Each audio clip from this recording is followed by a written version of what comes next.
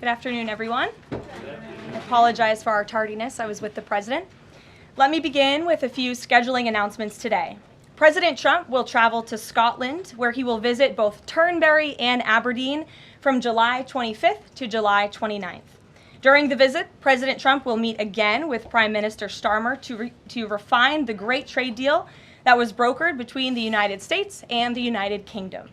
And the President and the First Lady will travel to the United Kingdom for an official state visit from September 17th to September 19th later this fall. This will mark a truly unprecedented second state visit for President Trump, and he is honored and looking forward to meeting with His Majesty the King at Windsor Castle. There has been a wave of positive economic news over the past week, which I would like to highlight today. Joe Biden's inflation crisis has been defeated. Prices paid to American businesses for goods and services were flat in June, which is lower than all 50 forecasters in the Bloomberg survey predicted. And core inflation, which is the best measure of inflation, came in lower than expected again in the month of June. Since President Trump took office, core inflation has tracked at just 2.1% overall and has come in below or at economists' expectations every single month. Wages are growing at a strong pace and prices are falling for everyday Americans. We also saw prices for new and used vehicles and airfares drop last month. In addition, prices for gas, fuel oil, energy commodities, hotels, airfare, public transportation, and fresh vegetables are all down over last year. As we said all along, trust in President Trump. The American dream is back, and everyday families are already reaping the benefits of this incredible economic turnaround in just 6 months. President Trump has ended the era of economic surrender and implemented powerful tariffs to stand up for our workers and businesses and rebalance America's trading agreements. Despite all of the doom casting from the so-called experts claiming that these tariffs would be the end of the world as we know it, the opposite has occurred. Tariffs are not inflationary, as President Trump has said all along. In reality, tariffs are a source of massive revenue. We're seeing trillions of dollars in private investment pour into our country right now because the companies around this world want to make their products right here with American labor and not have to pay any tariffs at all. Customs and tariff revenue has already totaled more than $113 billion since President Trump entered office, helping to lead a budget surplus in June for the first time in nearly a decade. We are truly entering a golden age as a result of these pro-growth and America First trade policies. On another matter, yesterday in the East Room, the president was proud to sign the Halt All Lethal Trafficking of Fentanyl Act into law, surrounded by angel families to help finally end the devastating fentanyl crisis that has ravaged millions of Americans. Under the Halt Fentanyl Act, anyone who possesses, imports, distributes, or manufactures any illicit fentanyl-related substances will be subject to criminal prosecution in the same manner as any other Schedule I controlled substance. This legislation will close the loopholes that criminals use to skirt around the law and make it easier for law enforcement to prosecute vicious traffickers who peddle poison in our communities. President Trump has always made tackling the drug crisis a top priority, and this important bipartisan legislation further follows through on that commitment. The complete and total success at our southern border that many in the media in this room continue to ignore is another example of the president keeping his word to families who have lost loved ones due to fentanyl, and it's another win for the American people. Customs and Border Protection just released the final operationalized stats for the month of June, and I must highlight some of these incredible numbers. There were only 6,072 Southwest apprehensions in June, 15% lower than the previous record that this president set in the month of March. To put that in perspective, the Biden administration routinely saw the same number of encounters in a single day, and on many days, that number was more than 10,000 apprehensions at the Southwest border. There were also 0 illegal aliens released along the Southwest border for the second consecutive month in a row. President Trump promised to end the illegal alien invasion, and he has delivered on that promise to the American people in record time. With the border sealed, deportations are ramping up. This past weekend, our brave ICE agents were arresting violent criminal illegal aliens all across the country. ICE Atlanta arrested an illegal alien from Mexico, convicted of attempted rape of a child in North Carolina. ICE Baltimore arrested an illegal alien from Guatemala who was previously convicted for sexual abuse of a minor in Maryland. ICE Houston arrested a criminal illegal alien from Mexico whose previous conviction includes aggravated sexual assault of a child in Texas. ICE Salt Lake City arrested a 32-year-old illegal criminal alien from Mexico who was previously convicted for child abuse and injury. ICE Baltimore arrested a criminal illegal alien from El Salvador convicted in Maryland for possession of child pornography. And ICE San Antonio arrested a criminal illegal alien from Mexico convicted of aggravated sexual assault in Texas. The men and women of ICE are heroes. They are putting their lives on the line every day to get the worst of the worst, these types of criminals, out of our communities and out of our country. And the president continues to strongly have the backs of all ICE agents who are doing their jobs to keep all of us, including everyone in this room, safe. The facility, one second. In other news, following President Trump's bold executive actions protecting American children from irreversible chemical and surgical mutilation, the largest provider of these barbaric practices will now be closing its doors. The facility in Los Angeles, California, is just the latest facility downsizing or eliminating their irreversible and harmful services that feed into the lie that you can somehow change a child's sex. The Biden administration peddled dangerous policies that defied medical science in favor of radical transgender ideology. But President Trump has put an end to that to ensure America's children's innocence is protected and our children can lead healthy and productive lives. Finally, last night, Senate Republicans passed President Trump's $9 billion rescissions package. This will help restore fiscal sanity in our country by rescinding billions in wasteful foreign aid and finally ending taxpayer funding for PBS and NPR, two media organizations that have ridiculously used federal dollars to push a partisan left-wing agenda for many years. The House should pass this rescissions package immediately and send it to the president's desk for signature. On another note, I know that many in the media have been speculating about bruising on the president's hand and also swelling in the president's legs. So in the effort of transparency, the president wanted me to share a note from his physician with all of you today. In recent weeks, President Trump noted mild swelling in his lower legs. In keeping with routine medical care and out of an abundance of caution, this concern was thoroughly evaluated by the White House medical unit. The president underwent a comprehensive examination, including diagnostic vascular studies. Bilateral lower extremity venous Doppler ultrasounds were performed and revealed chronic venous insufficiency, a benign and common condition, particularly in individuals over the age of 70. Importantly, there was no evidence of deep vein thrombosis or arterial disease. Laboratory testing included a complete blood count, comprehensive metabolic panel, coagulation profile, D-dimer, B-type natriuretic peptide, and cardiac biomarkers. All results were within normal limits. An echocardiogram was also performed and confirmed normal cardiac structure and function.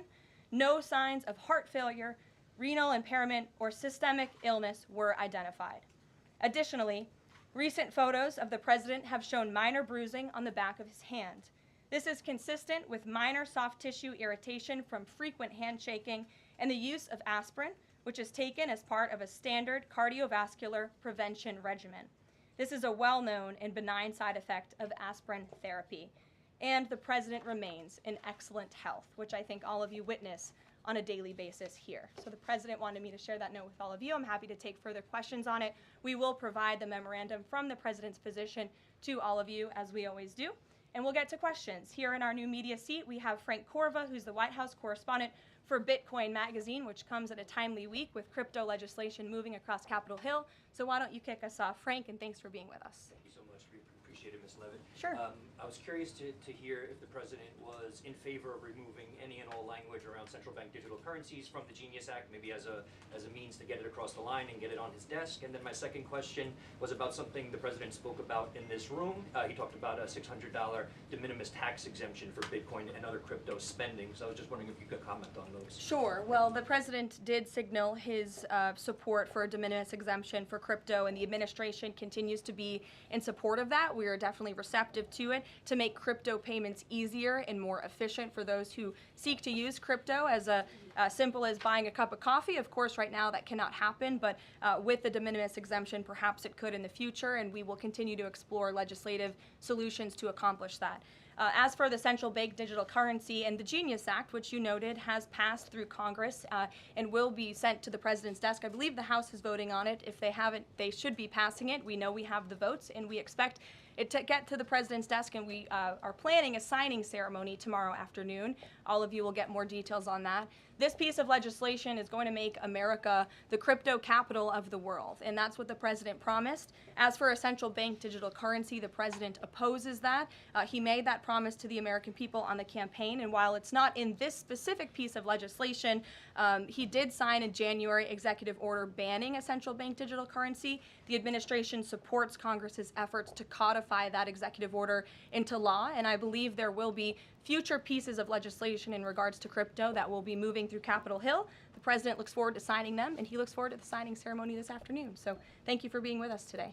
Sure. Jackie. Thank you, Caroline. There's been a lot of discussion about the Epstein files and the president's comments yesterday calling it a hoax.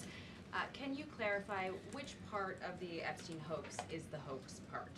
The president is referring to the fact that Democrats have now seized on this as if they ever wanted transparency when it comes to Jeffrey Epstein, which is an asinine suggestion for any Democrat to make. The Democrats had control of this building, the White House, for 4 years, and they didn't do a dang thing when it came to transparency in regards to Jeffrey Epstein and his heinous crimes. It was this president who directed the Department of Justice and the Attorney General to do an exhaustive review of all files related to Jeffrey Epstein, which they did.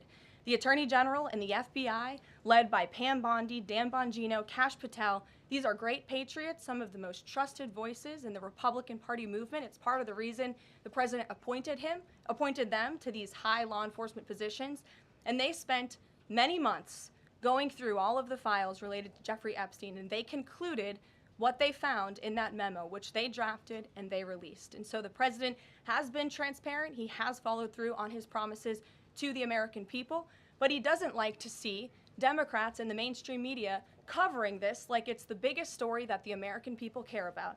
The president has been working so hard this week. On Tuesday, he went to Pennsylvania, where he secured $90 billion in investments for the Commonwealth, for the people of that state. After that, he came back to the Oval Office at 8 p.m. He went in there to whip votes to get the Genius Act signed into law. And because of his efforts, that bill is now going to be signed and passed. The following day, yesterday, he meets with a foreign leader, the King of Bahrain, to secure more investments into this country. And then yesterday afternoon, the president is in the East Room of the White House mourning with parents who have lost their children because of fentanyl, signing a bipartisan piece of legislation. And not a single cable network in this country took that event live and covered that event like they should.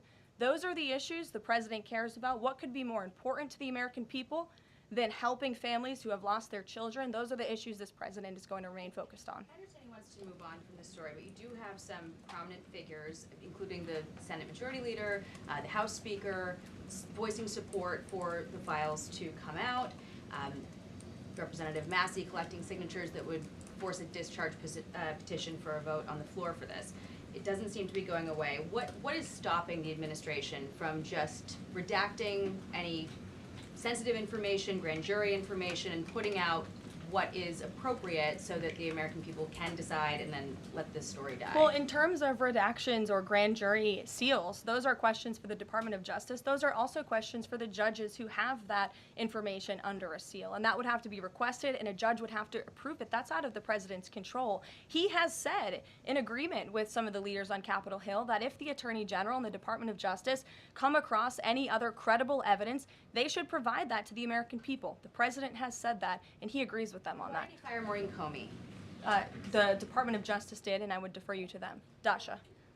Has the White House been directly in touch with some of the MAGA influencers that are still not satisfied with the administration's handling? And has the message to them been similar to what the president has said, which is sort of either let this go or we don't need your support? Well, look, the president and this team are always in contact with the president's supporters with voices of many kinds on both sides of the aisle. I think that's part of the reason this president is a great president, because he's willing to listen and hear other people's perspectives. But ultimately, he has led this country, not just over the past 6 months to historic success, but also through his first 4 years as president. And as the leader and the creator of the MAGA movement, he has led through these perilous times for our country based on instinct and in the best interest of the country. And as I always say, the American people should trust in President Trump.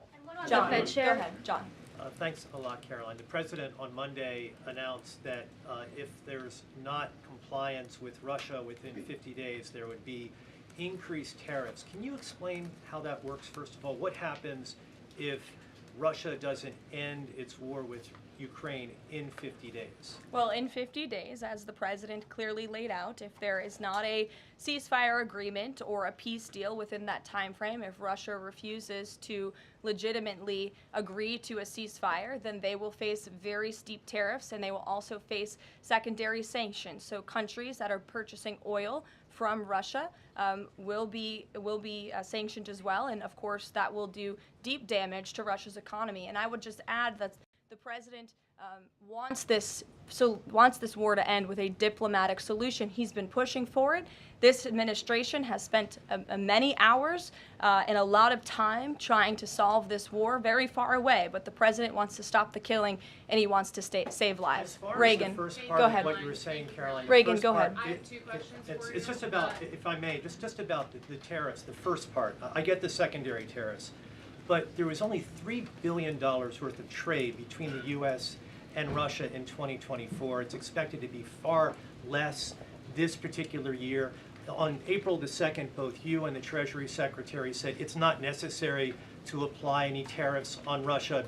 You said that because of the lack of trade, it precludes, that was the word you used, any need for tariffs. Why now, and why do you think that that would make them cave and come to some sort of peace agreement as it relates to Ukraine?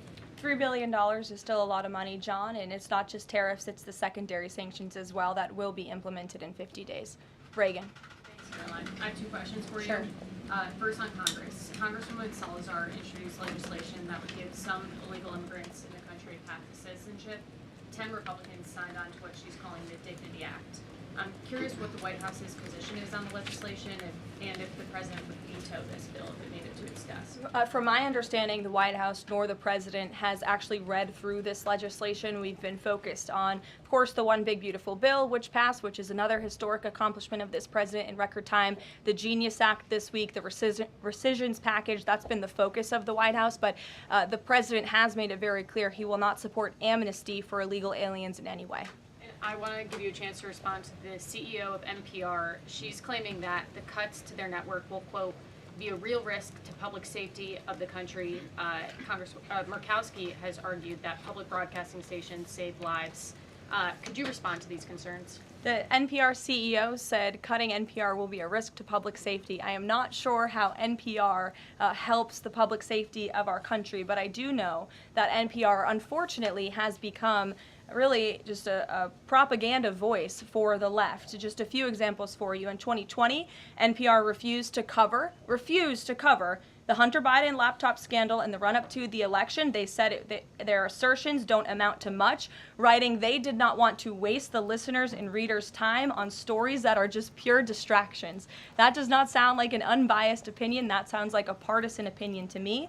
And this is a taxpayer-funded organization. In 2018, that same CEO that you're talking about called the president in the Oval Office, who nearly 80 million Americans elected, she called him racist, shared a photo of herself wearing a Biden for President campaign hat, serves on the board of a Soros-funded activist group.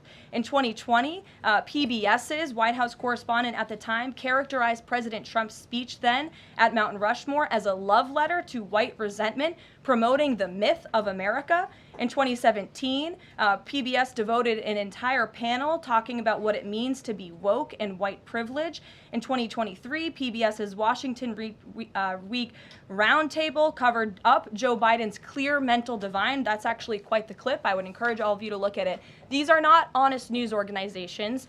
These are partisan, left-wing outlets that are funded by the taxpayers. And this administration does not believe it's a good use of the taxpayers' time and money. Ed Lawrence. Yeah, thanks, Caroline. I want to ask you about the Federal Reserve. So does the president believe that the slightly restrictive monetary policy stance right now, could that cause an economic slowdown? And if he does believe that, when? What pause are you referring to? No, could the stance of the monetary policy is slightly restrictive? Does the president believe that that stance, the slightly restrictive stance, could cause an economic slowdown in itself? I haven't heard the president discuss that specifically, but what I do know in regards to the Federal Reserve is the president's been very transparent about his displeasure with both the policies and the management of the Fed, and he spoke about that to all of you pretty extensively in the Oval Office yesterday. And last month, one more if I could, last month the Canadian Prime Minister said the president had agreed to a July 21st deadline to sort of work towards a trade agreement. That's 4 days from now. Could there be a trade agreement with Canada in 4 days? Well, look, we'll see. The trade team continues to be very active in our conversations and discussions with Canada. The president himself has said, unfortunately, our neighbors to the north have been pretty difficult to deal with when it comes to matters on trade. But in trade, generally speaking, as you know, 25 countries have received letters thus far from the president directly with his big, beautiful signature on them, from Japan to Korea, South Africa, Kazakhstan, Malaysia, just a few countries, and Canada also received a letter for 35%. With that said, if countries want to have legitimate further discussions, the Trump administration and the president's trade team are willing to have further talks, but these letters these countries have been receiving are the deals. And as the president has said, those deals will be made. They are tailor-made to each and every country based on the United States' concerns and what's in the best interest of the American worker and the American people. Charlie, go ahead. Thank you, Caroline. No, I called on Charlie, but Deanna, you can go ahead too. Go ahead. The president said that he floated the idea of a special prosecutor in the Epstein case. Can you confirm that? And has he asked the Attorney General to do this, to appoint a special prosecutor to look it over? Well, the idea was floated from someone in the media to the president. The president would not recommend a special prosecutor in the Epstein case. That's how he feels. And as for his discussions with the Attorney General, I'm not sure. Deanna. Caroline. Thank you so much. Do you know what the president's reaction was to Mike Johnson saying that he wants additional files released, the Epstein files? Was there a conversation with Mike Johnson about that following his comments? I won't discuss the president's private conversations with the Speaker of the House, but as I answered to Jackie's question earlier, the president has said if the Attorney General and the Department of Justice and the FBI have any more credible evidence in regards to Jeffrey Epstein's crimes, they should put that forward. He has called on them to do that. Sure. Thank you, Caroline. With a few days. I'll go to all of you, starting with the lady in the blue. Go ahead. With a few days to the August 9th deadline, how are the negotiations with Europe going? There's some sticking points. What are they? Can we expect a delay, or should we expect a deal soon? Well, I believe the deadline is August 1st. As for the European Union, they continue to be very eager in negotiating with our country for obvious reasons on ways to lower their tariff and their non-tariff barriers that we have long said harm our workers and our companies. So the president's trade team continue to be in talks with the European Union. Would he accept, or would he put forth a postponement of the August 1st? He's already said he will not. Caroline, Owen, go ahead. Caroline, good afternoon, Caroline. In Gaza today, Holy Family Catholic Church was struck by an Israeli shell. Yes. 3 people were killed, 10 wounded. What is the president's reaction to that church coming under fire? It was not a positive reaction. He called Prime Minister Netanyahu this morning to address the strikes on that church in Gaza, and I understand the Prime Minister agreed to put out a statement.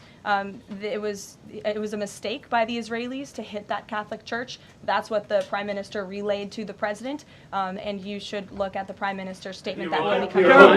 Steve, go ahead. Back to your letter that you read at the beginning. Sure. The President, you said mild swelling in his legs. Yes, sir. Is it causing him any discomfort?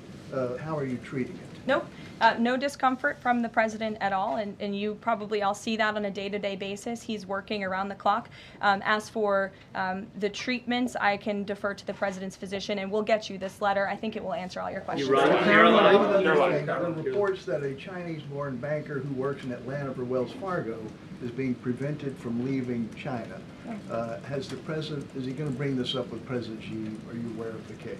I'm not aware of the case, but I'm sure our National Security Council team is. Steve will get you some answers on that. Caroline. Thank you, Caroline. Two questions. So the first is that President Trump said that the Attorney General only gave him a brief overview of what was in these Epstein files. Does he have knowledge or an understanding of what is in the files related to Epstein that have not been released?